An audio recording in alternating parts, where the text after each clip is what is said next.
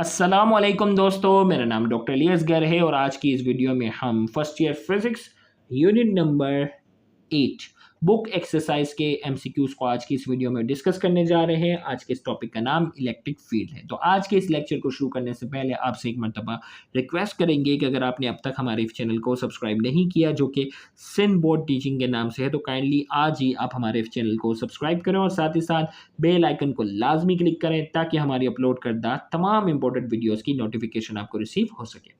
तो आइए स्टार्ट करते हैं एमसीक्यू नंबर 1 से। इसमें कहा जा रहा है अ 2 microcoulomb point charge is located at distance d away from 6 microcoulomb point charge.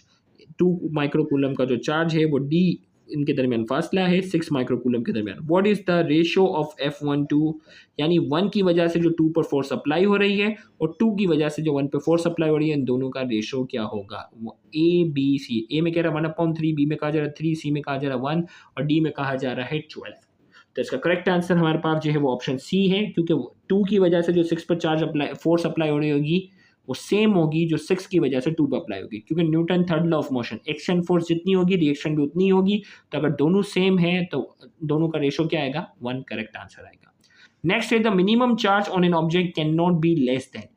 कम से कम चार्ज जो किसी भी ऑब्जेक्ट पर हो सकता है वो कितना हो सकता है। ऑप्शन ए में 1.6 एक्सपोनेंट माइनस 19 कूलम, बी में कहा जा रहा है 3.2 एक्सपोनेंट माइनस 19 कूलम, सी में कहा जा रहा है 9.1 एक्सपोनेंट 9 और डी में कहा जा रहा है नो डेफिनेट वैल्यू एक्सिस्ट। तो कम से कम किसी भी ऑब्जेक्ट पर जो चार्ज होता है वो इलेक्ट्रॉन के चार्ज के बराबर होता है 1.6 एक्सपोनेंट माइनस 19 कूलम के बराबर। तो A is the correct answer.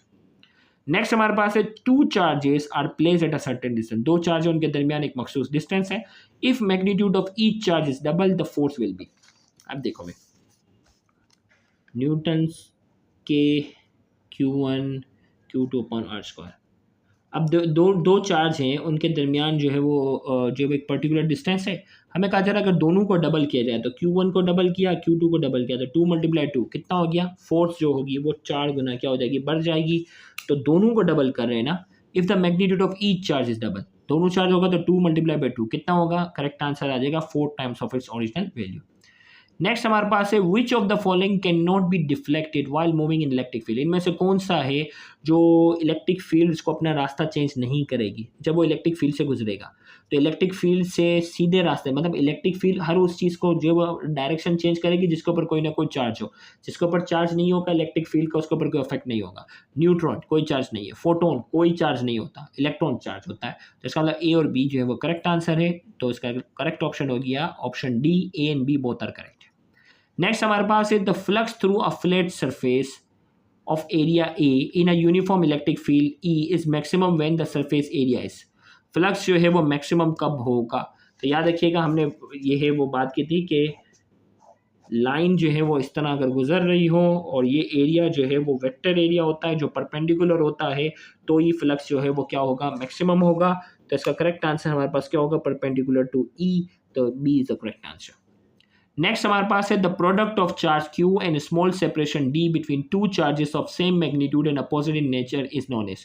Product of charge और इनके दरमियान जो फासला होता है, जो दोनों चार्ज एक दूसरे के मुकाबले में अपोजिट हो, यानी प्रोडक्ट ऑफ चार्ज और डिस्टेंस के दरमियान जो प्रोडक्ट होता है मल्टीप्लिकेशन, ये किस चीज़ की डेफिनेशन को शो करता है। Electric dipole moment arm, electric dipole moment और D flux of electric field. तो A B C and D, तो ये करेक्ट आंसर है। इलेक्ट्रिक डायपोल मोमेंट की क्या है, डेफिनेशन है। इलेक्ट्रिक डायपोल का पूरा डिटेल लेक्चर हमारे यूट्यूब चैनल पर अवेलेबल है। नेक्स्ट हमारे पास है 12 joule of work is to be done in existence electric field to take a charge of 0.01 coulomb from one point to another point. The potential difference between B and E. हमें कहा जा रहा 12 जो है वो जूल का work done करना पड़ा था एक चार्ज को जिसकी वैल्यू दी गई है 0.01 कूलम, एक पॉइंट से दूसरे पॉइंट पे लाने में। हमें बताना है पोटेंशियल डिफरेंस कितना होगा। तो 12 को सिंपल डिवाइड कर दो भाई। वोल्टेज क्या होता है, वर्क डन अपॉन चार्ज। तो वर्क डन हमारे पास 12 है और चार्ज हमारे पास 0.01। तो 12 को 0.01 से अगर आप डिवाइड कर देते हैं तो हमारे पास आंसर जो है वो बी आ जाएगा, 1200 volt. The force between 2 charges place in air is F. If air is replaced by medium relativity epsilon r, the force is reduced by. हमें कहा जा रहा है 2 चार्ज के दरमियान जो है वो फोर्स F है। अगर हवा को हटा के कोई और रिलेटिव परमिटिविटी लेकर आते हैं तो फोर्स क्या होगी, बढ़ जाएगी, कम हो जाएगी, या ये रिलेशन होगा, ये रिलेशन होगा। तो सिंपल क्या है, इनवर्स रिलेशन होता है, B is the correct answer. ये बाकायदा कूलम्स में पढ़ चुके हैं। The negative gradient of the potential, potential difference, gradient of the potential difference जब माइनस में लेते हैं तो ये किसकी डेफिनेशन शो करता है, इसके ऊपर पूरी डेरिवेशन है।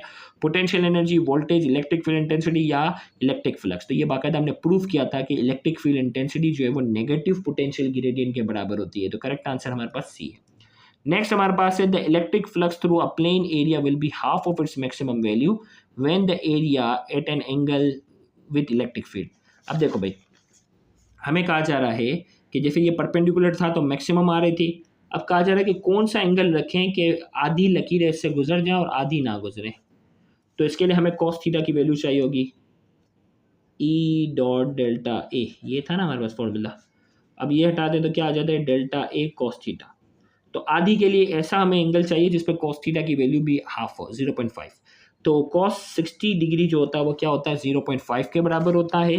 तो इसमें से एंगल कौन सा होगा, B is the correct answer. Cos 60 रखोगे तो आधी लाइन उससे गुजर जाएंगी और आधी नहीं गुजरेंगी। तो इसका करेक्ट आंसर हमारे पास ऑप्शन बी है।